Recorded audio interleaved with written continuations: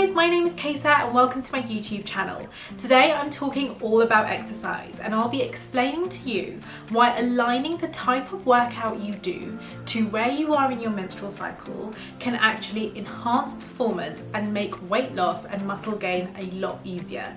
This is super interesting stuff, so keep watching.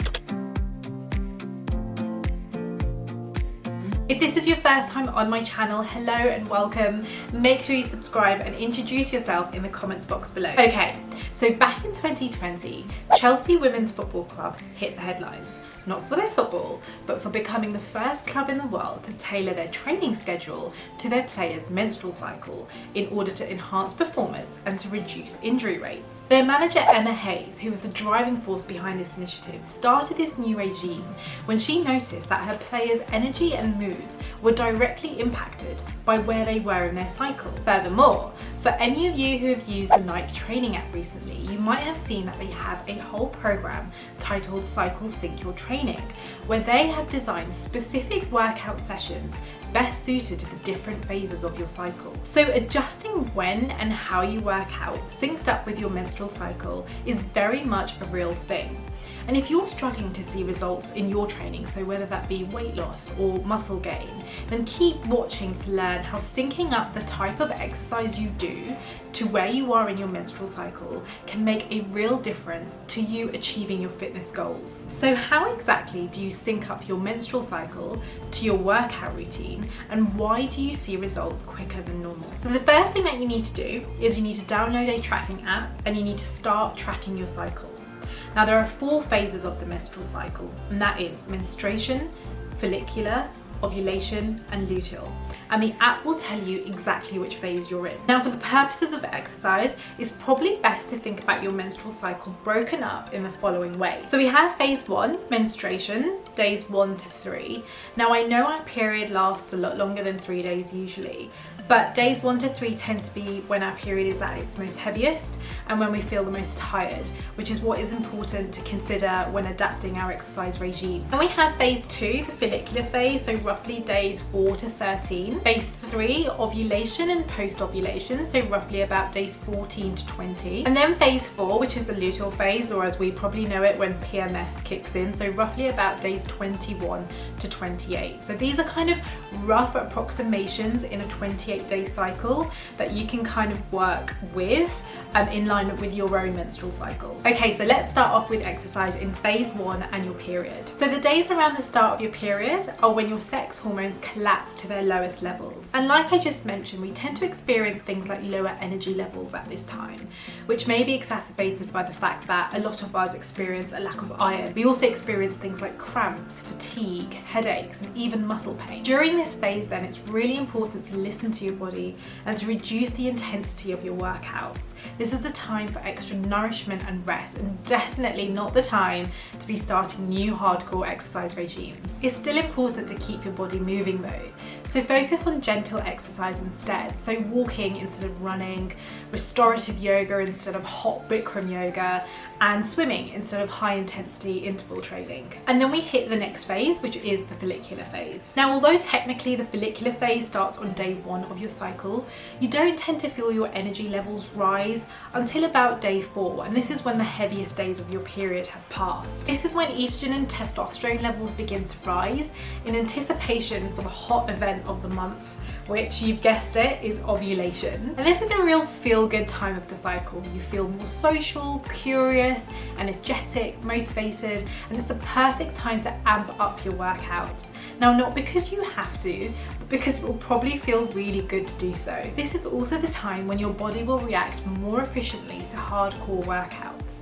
And this is because you have a higher tolerance for endurance and pain, and also because your oxygen's increased, which means that your recovery time will be less. You will also find it easier to build lean muscle. So studies have shown that strength training during this period may result in higher increases in muscle strength compared to other times of the month. You will also find that weight loss feels easier during this period. So studies have shown that a woman's metabolic rate changes across the menstrual cycle. And during the follicular phase, our metabolic rate decreases, hitting its lowest point 1 week before ovulation. So Doing exercise like high intensity interval training can counterbalance a slower metabolism, naturally boosting it, which can actually help you to lose weight, or why it feels easier to lose weight during this phase. But one word of caution. So research has found that women are 3 to 6 times more likely than men to suffer from musculoskeletal injuries in the follicular phase leading up to ovulation.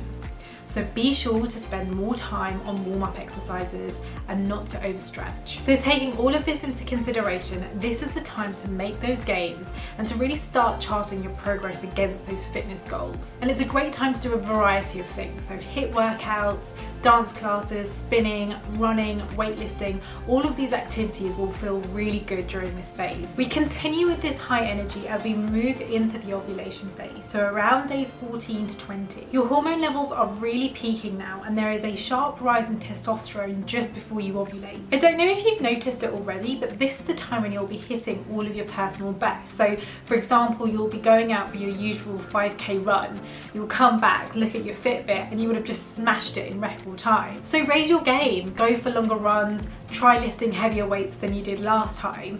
Basically just go for it. Bear in mind that estrogen levels are still high around the time of ovulation, so continue to pay extra attention to your form and to warm-ups so that you can avoid injury. And then finally we enter the luteal phase. So this is the week or so before your period begins. There's definitely a point in our cycle, I think for most of us, where we really feel that shift from those high energy feeling days to the onset of PMS. So that's when the food craving starts. We feel bloated, our mood changes, hormonal acne becomes a thing. And this is because all 3 of our reproductive hormones are really beginning to diminish in concentration. You won't feel as fatigued as you do as when you're on your period, but this is the time where you might do that same HIIT workout session you did a week ago, but really struggle through it, and you'll be wondering to yourself, why on earth did it feel so much easier just 7 days ago? Well, now you know, it's because of your sex hormones. And research also suggests that women in this phase fatigue faster during workouts and need more time to recover. So definitely do not judge the results of any training undertaken during this phase in isolation.